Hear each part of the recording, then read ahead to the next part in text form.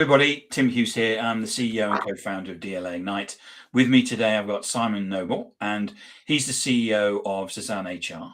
And Simon and I are going to talk about transforming HR and payroll from a cost center to a performance engine. Before we get into the detail, Simon, can you tell people where they can get hold of you? Yeah, so probably LinkedIn's the easiest. I have quite a profile on LinkedIn, so you'll be able to search me there, but also the Cezanne HR pages as well. I'm connected on that front too. But if in doubt, the CezanneHR.com website will definitely point you in the right direction. Excellent. So before we dig into the talking about transforming HR and payroll from a cost center to a performance engine, why don't you just give people a little quick thumbnail sketch about who you are and what you've done and why you're here? For sure. So the first thing to say, I am not a HR professional, so talking about these kind of things, you sometimes feel a little bit of a fraud in that respect, especially when I often share a stage with someone who is. But my background has been in technology for the last nearly 30 years, in fact, from organizations like Oracle and SAP, but more latterly, mainly in the HR technology space. And so I must have spent well over a decade in that area talking to senior HR and people professionals and business leaders about how they operate and how technology helps them. So, Simon, HR and payroll is often viewed as a department of no or a necessary tax on the business. In your experience, what is the biggest single psychological barrier preventing these teams from seeing themselves as strategic players? I think, yeah, the dumping ground that they get is really a challenge in terms of how they handle those sort of things. You tend to find nobody really thinks about payroll until it goes wrong, yet it's the biggest point of trust that you can build in an organization. So the contract is, I do work, you pay me, and if you get that wrong, the trust is broken. So it's never really considered, and it's only thought about if something goes wrong and you have that. Whereas HR seems to be the dumping ground for everything that is seen as potential failing or weakness in their leadership and their management structures. So the common ones are things like, HR own culture, right, or morale. And it's like, well, no, that's never going to be that kind of thing. So they're often seen in a negative perspective from those lenses straight off the bat. The other part is, because of that, they don't always get the investment they need to put the things in place to support them, and therefore they're administratively heavy. And therefore, most of their time is not about thinking about how they can elevate the business or how they can improve performance. It's about how they keep on top of the growing mountain of administration that's put in front of them. Many teams are so buried in manual data entry and firefighting, they can't see the horizon. How does a leader begin to automate the mundane without losing the human touch that HR requires? So automation doesn't necessarily mean you lose control. And I think, and there's the old thing of, if you automate chaos, you just get faster chaos in terms of those kind of things. So, this is where, the HR playing the role of human middleware needs to really be removed. Anything that is a rekeying, anything that is moving one thing to another, the copy and pasting. The classic is systems from a HR and payroll and not having them connected, which is still a very common occurrence today, unfortunately. You're creating that completely unnecessary admin within the two areas. And I think whilst you are burdened by that, you're never going to be able to think about things beyond it and start elevating that conversation and start having an impact on the business in a performance way. And it is very much if your data isn't connected, then it's going to be incorrect and it's not going to be trusted, and therefore leadership don't value what you're sharing in that context. So removing the human from that perspective, connecting those data points and having reporting that people trust is table stakes in terms of getting a seat at the table. You talk about moving from a cost center to a performance engine. What does aligning to business strategy actually mean? And what does it look like in practice for payroll on a Tuesday morning? Um, so, I mean, that's a great question. If it was easy, everyone would do it and it'd be fine, and we wouldn't even be having this conversation. But there's a lot of small considerations. First of all, HR getting to a place once they've been able to free themselves from the chains of the administration that they're dealing with, is really understand what's driving the business, understand the language that's used at an exec level and aligning themselves to that. Thinking about what is it that's going to move the needle from a strategic delivery point of view. So rather than going, right, we're dealing with outputs in terms of we've got to get a lot of tickets done, we've got to get a lot of we've got to process payroll elements, we've got to do all sorts of things that just, these queries about how many holidays I have left. They're just things that happen and take up a lot of time. But really understanding, well, what is the business trying to achieve? How is that articulated, and how is the business trying to deliver against that strategy? And what are the barriers to success? The moment that HR really understands that, the moment it can start having an impact. And the moment, because HR and pay can touch just about every element of an employee journey, and should touch every element of an employee journey. And so the ability to have that impact becomes quite clear once you understand what is the business trying to do from a strategic point of view and where are the barriers to success.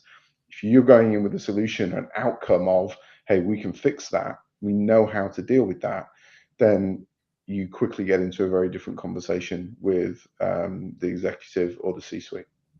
When we were having the preparation call, Simon, I remember you talking about how it's so important that people actually see this, HR and payroll managers see this as a that they need to do this process of raising their profile and being strategic and getting in tune with the business, and before there's ever any conversation about system change, because the system, while people may thinking I need a new system, until people actually recognize it's a strategic platform, people aren't going to go and say I'm going to spend a whole load of money on changing the system, the IT systems.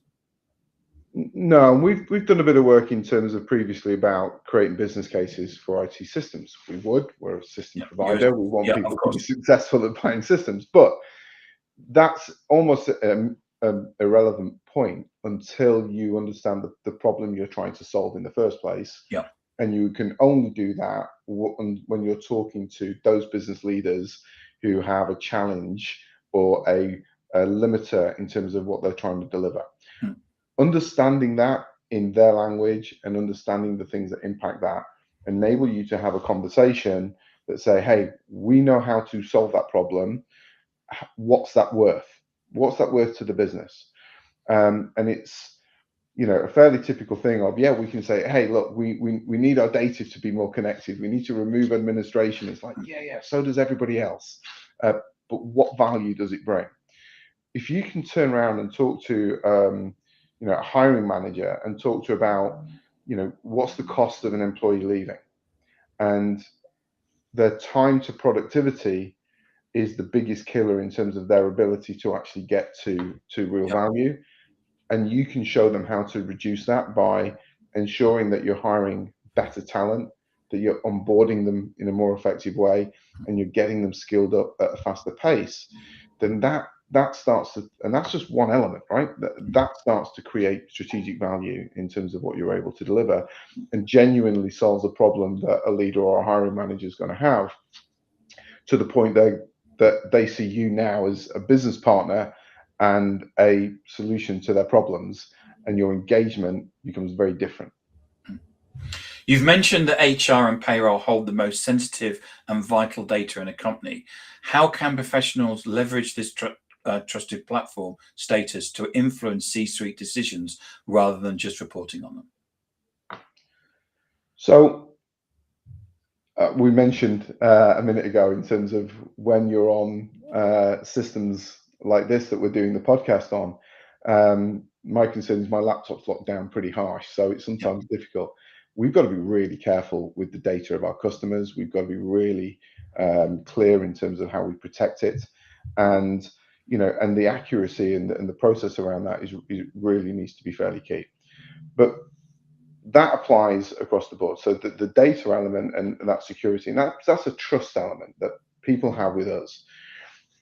A leader in a business has to trust that HR's data is right, it's accurate, it's protected, and it's going to give them insight in terms of what happens across their business. And that could be when they're looking at elements of where do we perceive churn to happen, how do we avoid that churn, how do we identify areas of skills or capability that we lack, and how do we fill those? When they come into the data, they need to know that it's available to them, it's accurate, and it's representative of what happens. And that's how you get trust. If the data's not right, and they go, well, that doesn't look like my organization, or that data's missing elements, then that's quite critical from a loss of faith in what you're doing. Pay is the same kind of element in terms of if you want to create an environment where you're rewarding people in the right way, and you're either giving bonuses or you're commissionable or you're trying to reward the right kind of behaviors.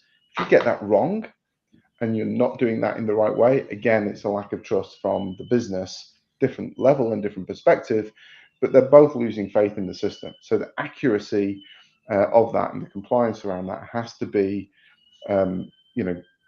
stand up to quite a decent level of scrutiny to be able to build trust and build confidence in the data that you've got. Payroll is usually judged by 100% accuracy, which is a zero error game. How do we shift the internal KPI from no mistakes to value added to the employer experience? So I'll touch on that in terms of partly what I've just said, which goes, yes, everybody wants their salary in their bank account with the right amount on the right date. That's a given, and really that should be table stakes. And the thing with a lot of payroll professionals is people only know them when something's gone wrong, and that's never a great experience. But when you look at it, it should be thinking about reward and how do we create a compensation package that is going to reward the right behaviors. It's going to engage our employees from a welfare, both mental, physical, financial welfare. It's going to engage them in how they interact with us as a business, because that should be a lever for retention.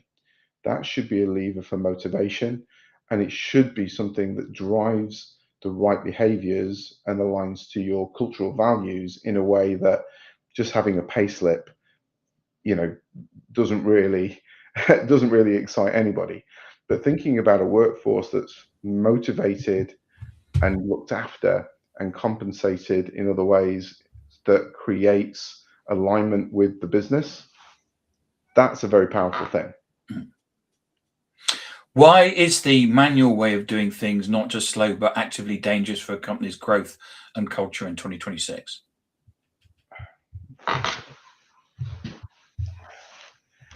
With the best in the world, even if you're really good at your job, you're going to make mistakes. And in an area that has zero mistakes as a baseline requirement, that's not good. Manual error checking of payrolls is something that should not happen anymore, right? In terms of we should be using technology, we should be using systems to improve that, to make sure that we are checking the checker, not doing the checker ourselves. Yeah. Same thing with compliance. Is HR still has the, part of their role is to protect the employee and to protect the business in terms of to remain compliant, and it's only when it goes wrong do you realize that there's a value in the HR world from that perspective as well. So I think systems and tools help you make sure policies are correct, make sure your processes are adhered to, make sure you have consistency in the way you execute, and all of those things align to getting to that position of 100% compliance, 100% accuracy. If you have that systemized, then you are able to deal with other areas in terms of the business. That business partnering perspective that I mentioned earlier of helping develop the leadership. We're a growing business, right? We're 150 people. We've doubled in size over the last couple of years. And like any organization, we want to invest more in the capability of our management and our leadership. You promote people to be a leader, and often you don't have the capability to train them how to be a leader. They know how to do the job they were doing, but not how to lead the business. HR is not the pseudo nanny for managers, right? But they are the organization that should create the framework that they should follow. Yeah. So making sure that you have a leadership team that understand their responsibility, how to execute against that, and to do it consistently across the piece. That's where HR can again drive value and really help an organization develop. For an HR director who isn't tech savvy, what are the first 3 steps to auditing their current tech stack to see if it's an engine or an anchor? Okay. I think before that, I'd look at the process. Okay. I think before you start digging into the technology, you put your business analyst hat on and say, what are we trying to do and how do I simplify it? Because like I said, automating chaos just gets faster Yeah. chaos. It's what are the things that we need to do from a process? And then when you reflect that onto your systems, you're looking at that and saying, are they connected? Am I having to take steps that duplicate effort along the way? Is my data in one place so I can report on it in a simple manner? And are there efficiencies or optimizations I can create? But unless you're looking at it from the beginning perspective of what's my process and how do I make that clean, it's difficult to see, because you might look at one system and go, yeah, it's great at this, or another system, it's great at that. But if they don't talk to each other and they're not connected and you don't see the process through, you're going to create inefficiency, and you're going to have a lack of transparency on the data that you're dealing with. So how do you prove to a skeptical CFO that investing in a better HR payroll system actually impacts the bottom line and the long-term business resilience? The first thing again is talk to them in their language. They know the numbers and they know where they need to be from a business strategy and execution perspective. So the first thing I'd be looking at is, what do they see as the costs that they're incurring that they feel is unnecessary? What do they feel are the risks in the business that they're trying to mitigate? And it's going to be about, how are we hiring the right talent? There was a stat that we were talking about the other day, which the average hiring time of a person is about 44 days, and that's not bad. Problem is, the top tier talent is often off the market in 10. Yeah. So how do you make sure that you're getting the right talent and the right people that align with your culture and values, but have the skills and capability, and getting the best in class there? That makes a huge difference. The better your team is, the better your performance is going to be. How do you get them into the business quickly and get them up and running and effective and managed in a way that they can then develop? So those are frameworks, and those are things that if they're seeing it where you hire someone and it's taking you 90 days to make them productive, a CFO is going to understand why that's not a great thing, and that it'd be much better to have them productive in 30 days. His cost to ramp is falling through the floor as you talk to him. The other element is, and it's always a leadership and a development, some of your best people leave because of lack of opportunity. Some of your best people are going to be frustrated because they get trapped in a role and they can't move forward. So having systems that say, we need strong leadership, we need our talent to rise, and it's that, how do you let that cream of your organization move through the ranks and have that? And so if you can talk to your CFO and say, we can make sure that the meritocracy that we want to have in our business truly happens, and we don't block people because we identify them through proper performance systems, then he knows he's going to have a better leadership, he's going to have better capability at the top of the business, and ultimately that will link back to performance. And if you're having the dialogue there, then I would be surprised if a CFO didn't understand the value or understand how to put real metrics against that. So last question, Simon, because we're pretty much up at the 20 minutes, Okay. and it's one of about looking into the future. If every HR and payroll department successfully made this transition tomorrow, how would the global employee experience look different by next year? Wow. So how would the employee experience look different? I think there'd be a number of things from an employee perspective. I think for me, finding a role, being onboarded, and getting up and running quicker would be a much more seamless experience, and I think that would be a huge element. Bringing people into the business is one of the hardest things, but when I'm there, I'd find that I'm looked after with the right benefits. I have a clear trajectory of where I can go in my career. I'm trained to be able to support that, and I feel that I have potential and access to the right people to develop myself and my career as we go forward. And I'm rewarded in the right ways for doing it. And I think, all of those things help me connect and help me align with the business in a better way. From an executive level and a performance, I'm looking at the business and going, right, well, I've got the right people on the bus.